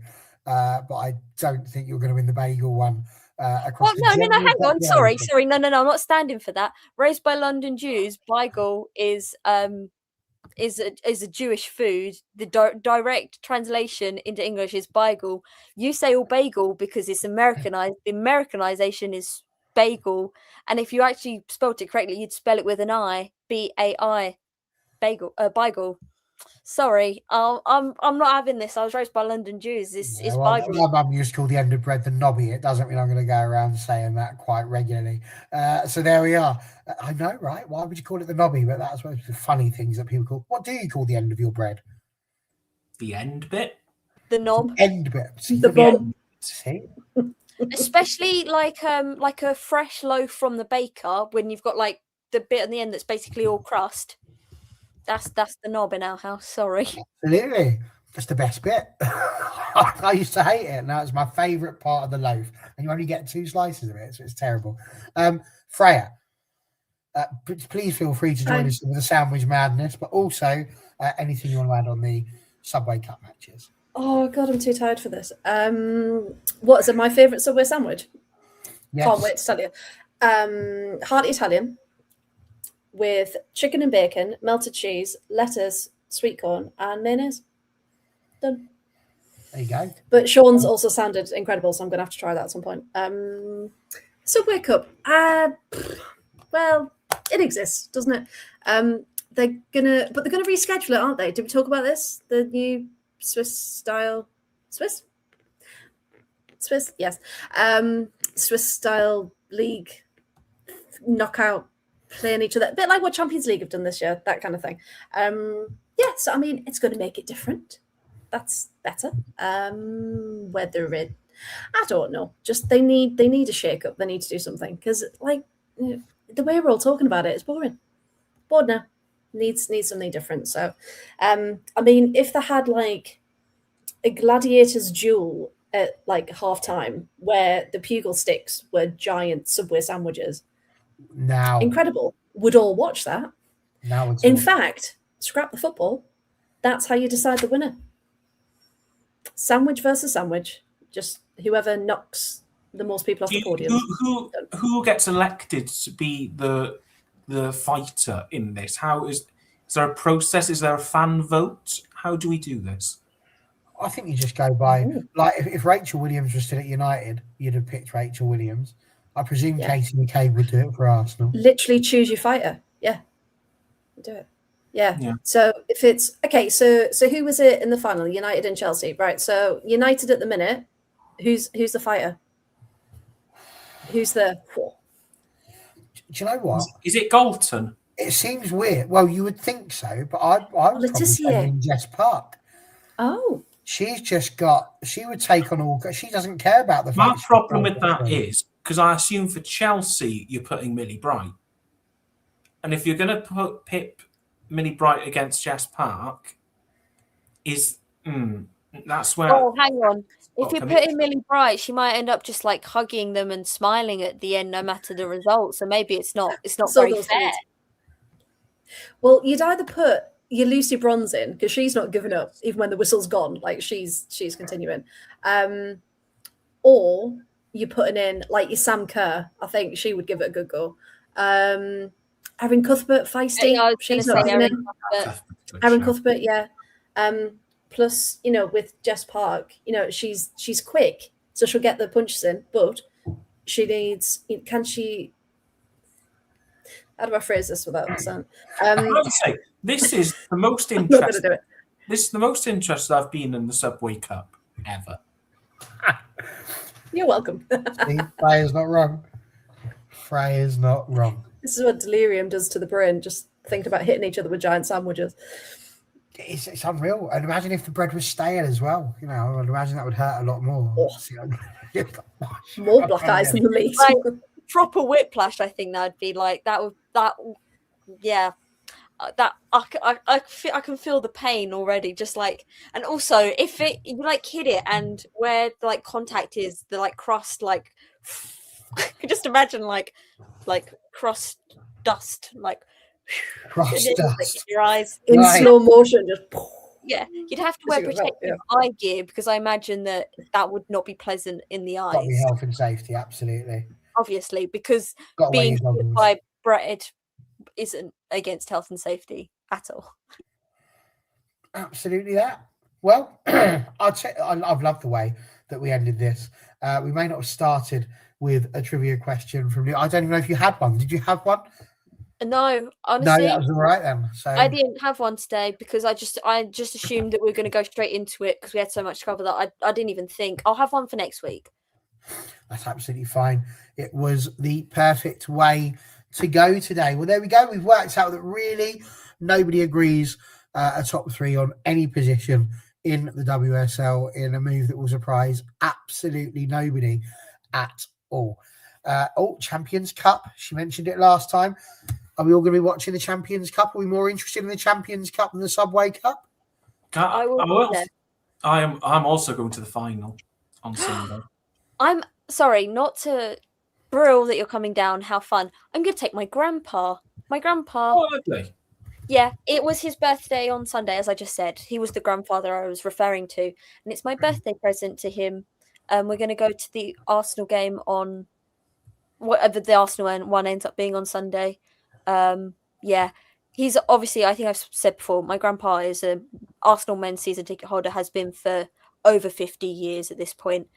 Way more than 50 years, maybe like closer to 60.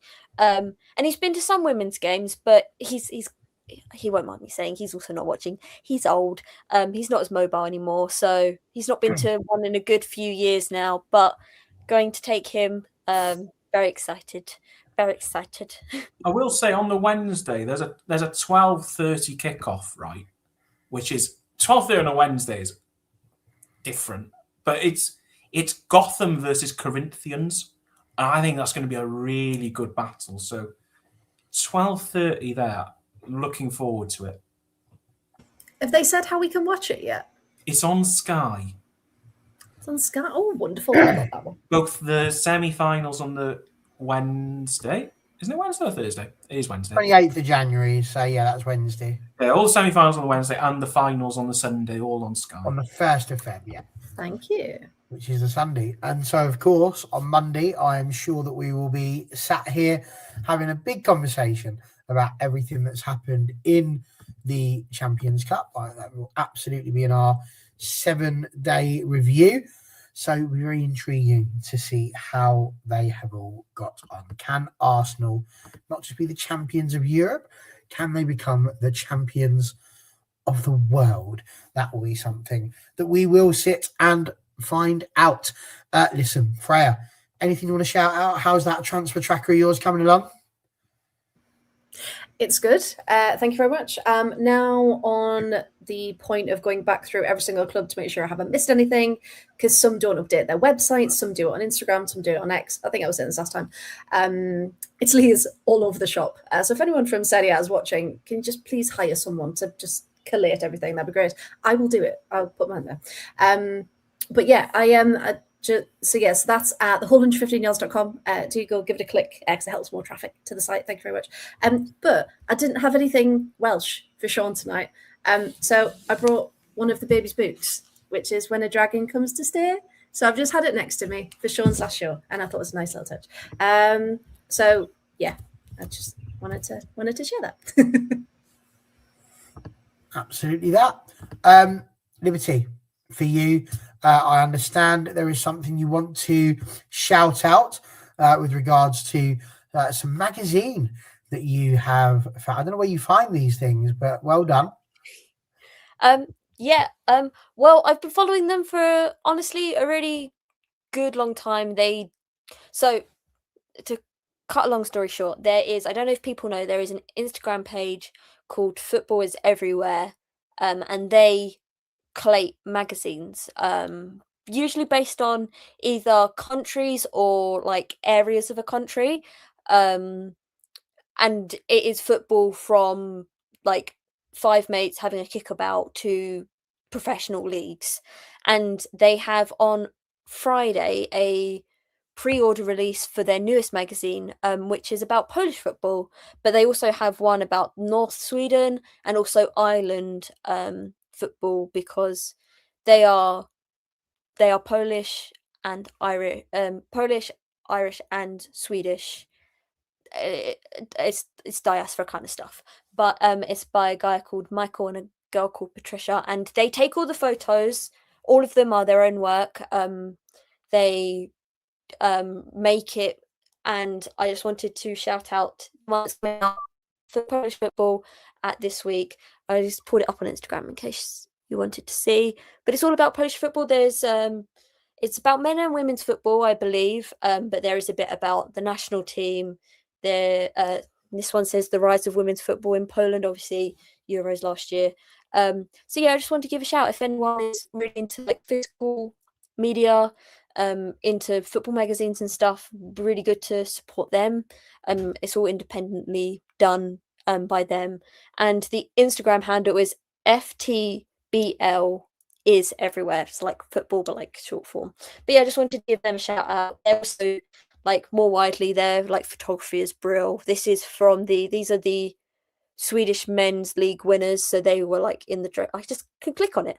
In the dressing room and stuff. So if you're into football photography, but also like physical football media, definitely consider that. Sorry that it's not Welsh, Sean. I was not aware we were going down a Welsh route for your goodbye. But yeah, it just wanted to give them a shout out because they're really cool guys, and it's a really cool thing they do making these magazines. And it's all their own work, all their own photos and stuff. So yeah, if you wanted to check that out, then their pre-order comes out on Friday and you can find it on their Instagram page. Absolutely that. And for the final time, we are going to turn to Grandad Meldrew himself, Mr. Sean Misra, who has been a fantastic addition to the channel. We've got people saying goodbye in there. Connor himself has thrown in a little script for you there saying all the best in your new venture. You deserve it. Been a credit to the channel. Kept it going with these guys and said before the time it was great to watch. Hopefully see you again soon. Now, I deliberately wrote down on here, final panel show, because it will be the last time that you appear in something like this. Of course, we hope that at some point we might be able to tease you back onto the channel to talk to us a little bit about how Wrexham are getting on in Wales at some point. That would be incredible. But you're a guy who has spent a lot of time on all the All 4 channels across the whole brand. We've always turned to you when we want to talk to teams, talk about Brighton, for example, on All 4 United. And then over here, just your general knowledge of football is incredible. And I know that people look a lot at the dynamic that we have here and the constant sparring and everything, but genuinely there is so much love, certainly from my side. God knows what Sean feels, but absolutely so much love for everything you've done for us. You have been an absolute legend in your own right, as far as I'm concerned. And your knowledge for this, your knowledge for Welsh football, and your passion for trying to make that grow, it is just absolutely wonderful. So it's been a genuine pleasure to have had you on the channel. So for the last time, Sean, is there anything that we would that you would like to say to finish off the show, and anything you'd like to shout out? Your tenner's in the post, Barry. Thank you very much. To the comment section, sod you all. You've never agreed with me. You've always quick to turn against me. And you know what? Good riddance. Good riddance to you all. All right? You've got what you wanted. No, I'm joking, of course. No, it's been an absolute joy. It's a very small part of this, but Barry does a lot for this channel. I keep heaping praise on Barry because Barry won't do it himself. So I've got to do it. And these two will do it. You wouldn't be going without Barry puts in so much work into all of this. So all the success the channel's had, a lot of it's down to Barry. So good on you, son. Keep going. To Freya and Liberty and Rob's been on as well. Their knowledge of women's football is far beyond what I can do. They're fascinating. I learn something new every day when I come on here. But it's been a blast. You won't find anyone as grumpy as me. And I've been generally pissed off whenever I come on here, and you do make me angry. It's not an act. I just get very angry quite easily and quite frustrating. So that will be contained, of course, when I take on this new venture. But no, it's been a blast. Obviously, I'll keep watching and learning from all of you. But no, it's been a great ride, Elton Very Young. Thank you very much. It's been a pleasure to have you, and just like bowel syndrome, absolutely, Sean can get irritable, but it's not the end. I knew you'd love that one. I've been sitting on that one for the last 70 odd minutes, but I knew I'd get there in the end. properly sent Liberty off. She's gone.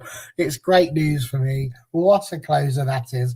But genuinely, it really has been a pleasure. And as we How said, did they end your show, Sean? Did you enjoy your final show? I went well, and then I got compared to Bowell, whatever. It wasn't very nice, but I think they liked syndrome. it. Yeah, that's fine. Oh, thanks, Baz. That was a lovely, heartfelt moment. Ruined. Now I remember why I'm leaving. we can't get too soppy now, can we? But as we said before, Sean is on his way off to Wrexham, where he will be taking on the job of media executive, as he revealed last week. And I honestly can't think of a more deserved position to be given there. He genuinely has been a superb addition to our channel, and he will be incredibly sorely missed. So, Sean, genuinely thank you for everything you've done for the channel. Thank you if you're in the comments. And I suppose the only way, and I could completely butcher this, but I shall try my level best to get these words correct as best as I can. I think the only thing that I can possibly say is Diolch, Hwyl Fur, Nostar.